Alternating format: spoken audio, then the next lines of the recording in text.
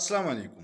پاکستان کی تاریخ کا بدترین جنرل یحییٰ خان تھا، جس کے دور میں پاکستان ٹوٹ گیا تھا، لیکن اس سے بھی بدترین جنرل اب جنرل باجوہ کا نام تاریخ میں ہوگا۔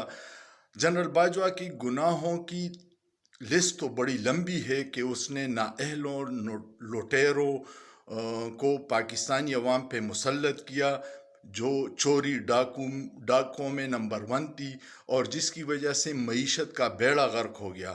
لیکن ایک جرم ایسا ہے جو ناقابل معافی ہے۔ پاکستانی عوام اپنے بہادر افواج سے بے پناہ محبت کرتی ہے اور شہیدوں کی شہادت پہ فخر محسوس کرتی ہے، لیکن جنرل باجوہ کے اقدامات نے عوام اور ادارے میں بہت دوریاں پیدا کی ہیں۔ یہ جرم میرے خیال میں ناقابل معافی ہے۔ ہمیں اپنے فوج پہ فخر ہے، لیکن ایسے جرنیلوں کی وجہ سے عوام فوج سے بدظن ہو گئی ہے۔